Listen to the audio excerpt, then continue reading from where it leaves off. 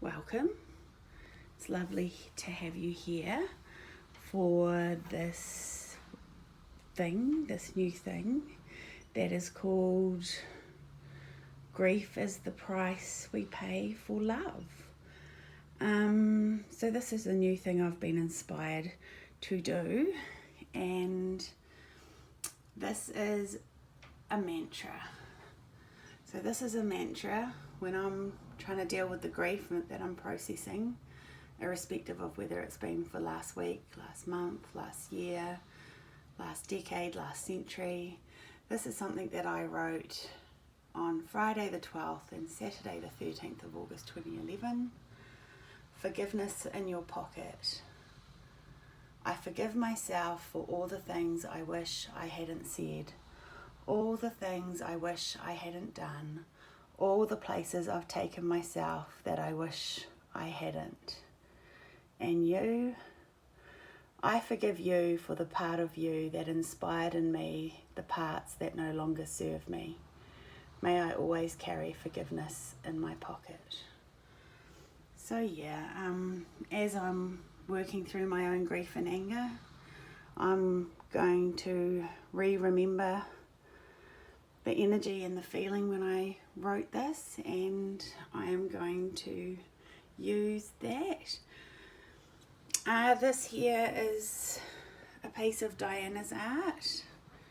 This used to be the water element that I used to pull in, and she has written on the back as well.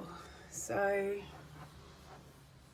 on the 13th of February in 2010, still drunk, but she's used the Kiwi word for it, so that was good for an American. To my Kelly, oh what a night. Thanks for the bestest cocktail party ever. We'll always remember our good teamwork, sorting out the messy drunks. And then in brackets, thank goodness it could have been us. Sad I didn't win the prize, but loved it anyways. If that doesn't make sense, it's because of the title of my artwork. Anyways, had the best time. Thanks to you and the universe, Diana. So I thought I'd share that with you because she sent me something beautiful and said that seeing her artwork again brought up some emotions. So this, even though it's number 25, I know that this is me, the full setting out on my journey.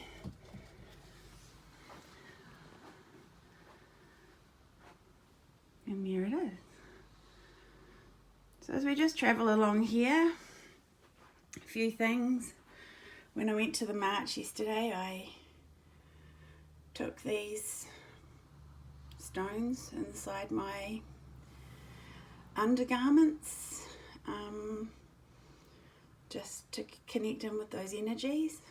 Oh yeah, I haven't quite figured out yet how to do the playlist on the YouTube thing that will then show up on my channel, but I'm gonna learn. So for this grief, I've got 10 songs here, 10 very specific songs, 11 songs, that I'll listen to in order and do my prayers and getting ready to do this. And then I also have on the other side the 3 specific ones that we're going to finish with. But yeah, so song lists, people talk to us with songs, believe it or not. So when you're talking to them up there, if you hear the lyrics inside a song, that makes you think that it's them. Yep, it's them. So yeah, not sure about the Emperor and the Empress, if they're coming back, but whatever is meant to be will be.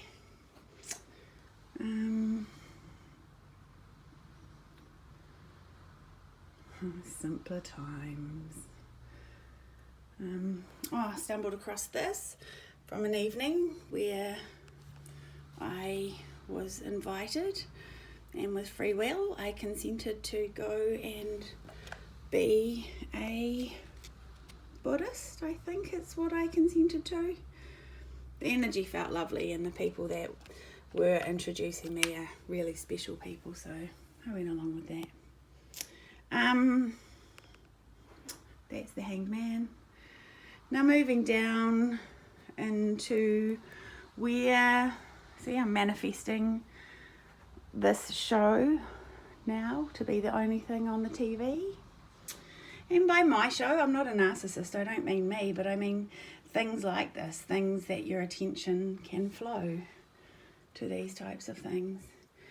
And here we get to what I've set up for this grief connection process. So just been inspired to bring in a few elements. Always do your work in the light.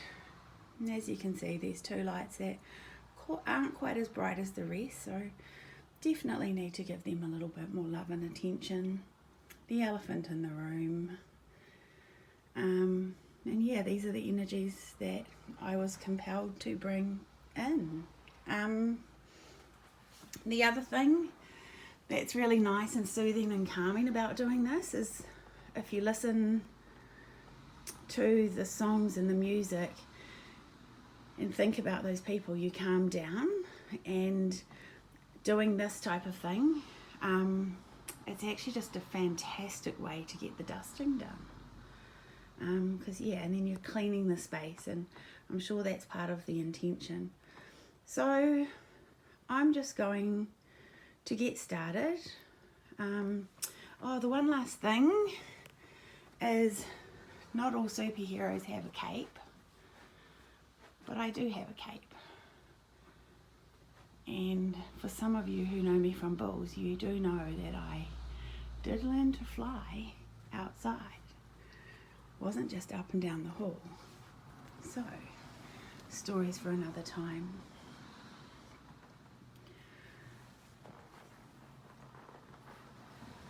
The thing I prepared earlier is over here, so just bear with.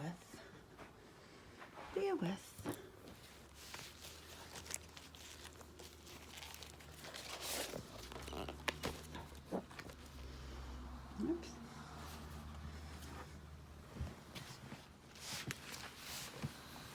Okay. So what I have is I've set up two things side by side. I've set up on my left the representation of earthbound grief, and on the right I've set up my grief that relates to energies, entities and beings that are no longer on the earth plane. And the reason I'm doing this is the elephant in the room is that on the left hand side, relationships have been fractured between people who thought and believed that they were tight, and there would never be a parting of ways in, values, beliefs, thinking, things like that. And I'm not surprised that, 2.5 years for some people in fight or flight, it has been a recipe for letting angry words out in the heat of so many moments, saying things you kind of meant, kind of didn't mean, but you kind of regret the way that you said them. There's been so many opportunities for that, and I want to grieve those lost relationships, but I also want to remember the words of the Fool's journey to always carry forgiveness in your pocket. And so that's the left hand side. Always do your work in the light. And a little hint, always have the source nearby. So, put the lighter, put the matches, have the electricity thing, just identify and signal that yes, I've, I've got the source with me. So this side here these are the souls that have departed the earth plane. And I think they see no evil, hear no evil, speak no evil.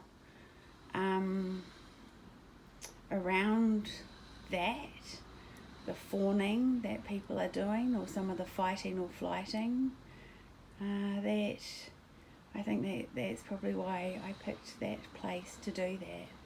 But the time for censorship is over. The time for shame and being shamed is over. So there's a lot to unpick, and this is just a gentle, slow process to let go of grief on a emotional and spiritual level. And then I would recommend doing some gentle body work to just allow what you released to integrate slowly. And there is a concept of trisation, and I am stealing that from Suki Baxter, and it's where a little bit of this and a little bit of this will blend, but if you put a litre and a litre together, boom, you make an explosion. And so in the interest of trisation, less is more, I have given myself the first week off as my own boss. So next week I will be not doing this. I'm having a week off. So we might call it, I don't know what public holiday would call it, but yeah, Empress's Day to herself. So, maybe Empress Week or something. You can call it whatever we need, but I've recognised, like I said in one of the episodes, that I always think I can do more than I can. And in my usual Taurus way, I flung myself into this, as I do with any piece of analysis and project, and I just got so excited, and I'm still excited, but I have recognised that this level of excitement cannot be sustained. So next week I'm just going to fully immerse myself in the physical and material world, but as one of the most wisest and incredible BAs I've ever known has said, there will be things that I'll be able to pull out of my butt and maybe just surprise you with a little surprise episode, something I prepared earlier. So just going to go into a prayer. How I would do this is I would normally listen to those first 11 songs and connect into the people I'm thinking about, both those I'm grieving on the earth plane and those that have left it. And now I'm just going to say a little prayer to each of them. To the people earthbound, hello.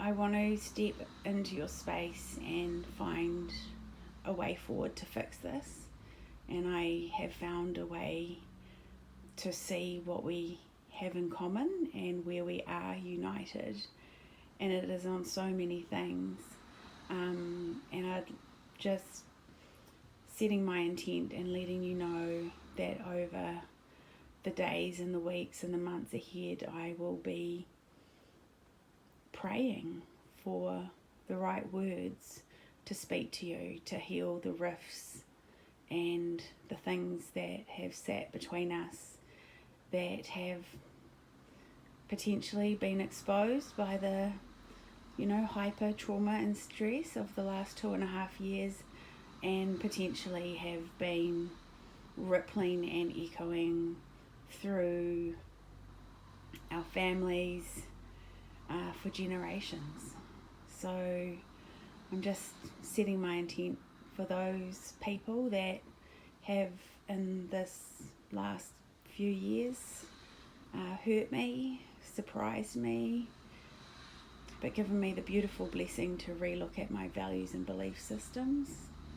And for anyone who can take those words and place a mirror and say the same about me, I'd love to have you come round for a cup of tea so we can work together, brainstorm and transform each other's minds. For this side of the altar, it's slightly harder. There's words I'm not allowed to say there are words that I am told I'm not allowed to say when I attempt to honour you. And that does make me angry. For the person that used their own hand to take themselves off the earth plane, who's represented in this flower bucket here and who I'm nurturing and growing. I've obviously been censored unknowingly since that act in the 80s, last century, and yes, I've been censored and I'm not allowed to say the S word, or I have a belief I'm not allowed to say the S word, and I hope that in the next days and weeks and months where I sit here and listen to these songs and talk to you about my grief, I hope that my throat chakra opens and I am uncensored and am free to speak freely about you with all the love that I have in my heart and tell the stories about the magnificent you that just seem not palatable considering your choice and your decision on how to leave us. And I am not ashamed of you, and I might just leave that one there. And for the others, I've really struggled with you passing over during the last 2.5 years. I had beliefs and values and assumptions about systems, including grief, that were proven to be incorrect in the last 2 years. I had to find my way through the darkness of grief without our recognized rituals of connection and family and friends and the energy of remembering old times and and even the whole no one speaks ill of the dead, so they usually can be one of the best parties we have had. So we miss that. And for my one particular special person who has passed suddenly and unexpectedly this year in January, the price of grief is love, and I have cried for you almost every single day. And the things that made it harder for me and impacted on my belief in my progress and my coping mechanisms and how far I had come in my journey of self-awareness. The grief of your love is like it put a big cloud over the sun, and I found myself re-exploring myself and going up that tower. I also know that our family is not unique. We are unique, we are special, but our experience is similar to hundreds of other families that couldn't get to their loved ones' bodies, couldn't get their loved ones' bodies home, couldn't perform the rituals that we all share with different flavours for processing grief. Not being able to celebrate you one last time with hundreds and thousands of your friends, and you know, now you get to be the legend and the hero, because when we say, you know, thousands would have turned out at your funeral, well, we manifest that because we didn't have the chance or the opportunity to see what that would actually look like. And I'm so sorry that you're not here, and I miss you so much, and thank you for the time you spend with me.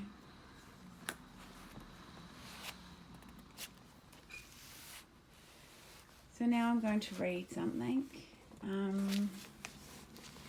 It's something that an auntie would say, and I'm saying it for you all, and then I will disengage and explain to you the next part of my process, and then I will stop this video and go and listen to the last 3 songs. Maybe one day I'll learn how to put it all together with the music and the words and the stuff, but it's all just a bit overwhelming with, you know, rules and terms and conditions.